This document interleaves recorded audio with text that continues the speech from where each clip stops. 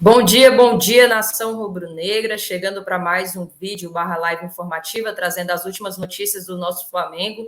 Marcos Braz absolvido, Felipe Melo também absolvido, notícias aí, infelizmente, não tão boas a respeito do nosso craque Arrascaeta, notícias boas a respeito do Bruno Henrique, tem informação também, Everton Ribeiro concedeu coletiva hoje lá no Ninho do Urubu, falou sobre algumas situações e a gente vai estar abordando, informando aqui vocês também. Tem informação atualizada sobre Matheus Uribe, né? A janela, inclusive, de transferências se encerra na próxima terça-feira, mas a lista de inscrição para a Libertadores se encerra nesse sábado.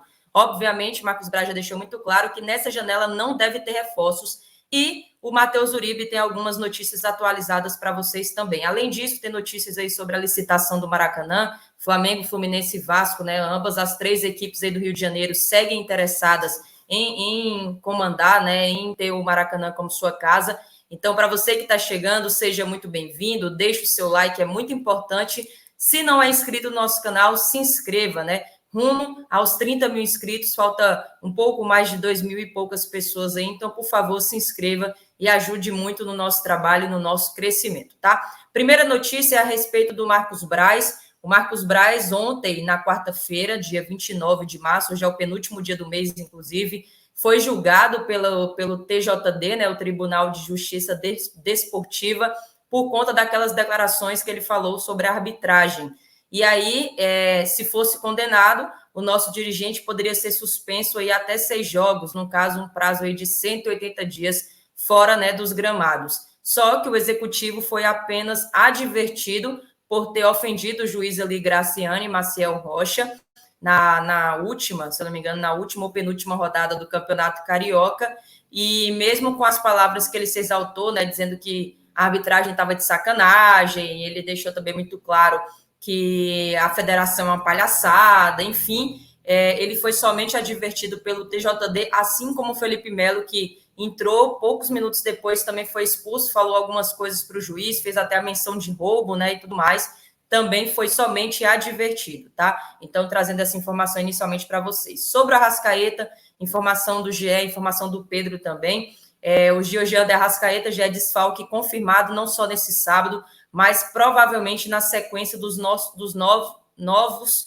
né, 9 jogos aí do Flamengo, os próximos 9 jogos do Flamengo, por conta dessa lesão no adutor da coxa esquerda. Inclusive, a última informação do Pedro é que não é a pubalgia incomodando o Arrascaeta, sim a lesão no adutor da sua coxa esquerda. A volta, inclusive, está estimada aí somente para final de abril e mais precisamente num cenário realista para início de maio, ou seja, ele vai estar fora por mais de um mês. E aí, caso ele retorne somente no início de maio, ele deve estar presente no jogo de volta contra um Racing aí, né, pela Libertadores, na terceira rodada, se não me falha a memória aí, da nossa fase de grupos, que é o grupo A, e ele deve desfalcar as duas finais do Campeonato Carioca, o Fluminense sábado e o Fluminense também no domingo, a estreia da Libertadores contra o Alcas no Equador, tem também Maringá, né, os 2 jogos aí pela terceira fase da Copa do Brasil, a Arrascaeta não vai estar presente, além do Curitiba, estreia do Brasileiro, Nublense, segunda rodada da Libertadores, Internacional e Botafogo também pelo Brasileiro. Todas essas partidas são no mês de abril e o Arrascaeta não deve estar presente aí. Uma coisa é certa, os 3 próximos jogos ele vai continuar esse tratamento intensivo, é uma lesão realmente complicada e ele está sentindo muito desconforto, é uma lesão inclusive de grau 3 na coxa esquerda aí do nosso craque. E agora Vitor Pereira tem um problema, né? Ele precisa quebrar a cabeça, ele precisa achar soluções para esse meio de campo, para a criação, como armar a equipe do Flamengo, tanto nesse setor como também no ataque. E provavelmente o nome mais indicado e o nome mais cotado para isso é o Everton Ribeiro. O Everton Ribeiro hoje que também concedeu coletiva ali, né, no Ninho do Urubu, e deve ser titular sim na partida de amanhã, até porque dificilmente um jogador que não dá uma entrevista coletiva não é titular, né? Então possivelmente já tem isso aí bem encaminhado. Ele falou sobre os treinos, falou que a equipe está melhorando, bem melhor do que as últimas partidas, falou que vão estar sim mais preparados. O Everton Ribeiro também falou sobre a qualidade do elenco, né, para suprir, exaltou inclusive Matheus França, Matheus Gonçalves, até a lateral direita. O Everton Ribeiro citou que o nosso elenco tem muita qualidade, falando do Varela, do Mateuzinho e até o menino da base, o Wesley, né? Palavras do Everton Ribeiro tentando enaltecer, tentando valorizar os atletas ali à disposição. A gente sabe que é bem a verdade, né? Nossa lateral direita ali não está com essa qualidade toda, mas ele falou sobre isso. Falou também sobre o X9, que, querendo ou não, atrapalha muito, sim, o trabalho do Vitor Pereira, mas que isso não é preponderante se a equipe vai ganhar ou não dentro de campo, mas que muitas vezes o Vitor Pereira monta uma estratégia e essa estratégia é vazada com 24, 48 horas antes e acaba, sim, atrapalhando a equipe. A gente vai abordar um pouco mais sobre isso na nossa live hoje, 8h30 da noite. E ele também falou sobre a sua renovação, né? Renovação aí com o Clube de Regatas do Flamengo. O Marcos Braz, ele até deixou muito claro, né? O Everton Ribeiro, que ele ainda não foi procurado e nem os seus representantes também não foram procurados para essa renovação. Importante salientar que o Marcos Braz, o nosso vice-presidente, até falou recentemente sobre esse tema, né? Na última semana, ele garantiu dizendo que essa renovação, tanto do Everton Ribeiro quanto do Davi Luiz e Bruno Henrique, vai ser tratado no momento certo. Então, abre aspas aí para o Marcos Braz, que disse assim: nós não temos nenhum desconforto. Os jogadores não têm nenhum desconforto em relação a isso daí, no caso, renovação. Na hora que tiver um momento mais tranquilo, um momento mais propício, nós vamos chegar, sentar e resolver. Então, o Marcos Braz deixando claro que vai ser resolvido, sim, essa situação de renovação. Provavelmente, Everton Ribeiro deve estender seu vínculo. Bruno Henrique, a diretoria está tendo um pouco de cautela, mas tem todo o interesse, até pela recuperação rápida do atleta, em também renovar. E o Davi Luiz, a gente já citou aqui algumas lives, todo esse processo também de renovação do nosso zagueiro, tá? Outra notícia boa, né? Falando de notícia ruim do Arrascaeta, indo para a notícia boa, é sobre o Bruno Henrique, depois de 10 meses de uma grave lesão aí no joelho direito. Bruno Henrique já está bem, treinando junto com o grupo, está fazendo recondicionamento físico, e as informações é que ele deve estrear dia 16 de abril no Maracanã, estreia do Flamengo pelo Campeonato Brasileiro contra o Coritiba.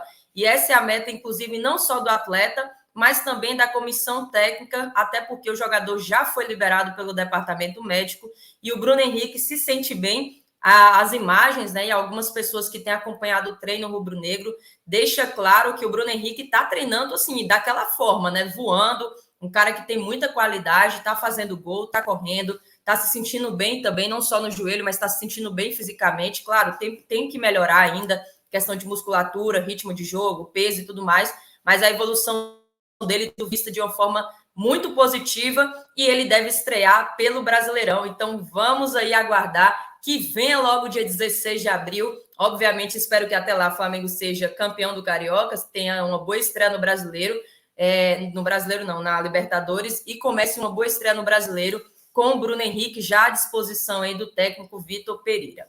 Sobre Matheus Uribe, informação também a do Pedro Sepúlveda, né, trazendo aqui os créditos para o Pedro, jornalista muito conhecido lá de Portugal. Ele deixou claro que não existe nenhum acordo entre Matheus Uribe e Flamengo nesse momento.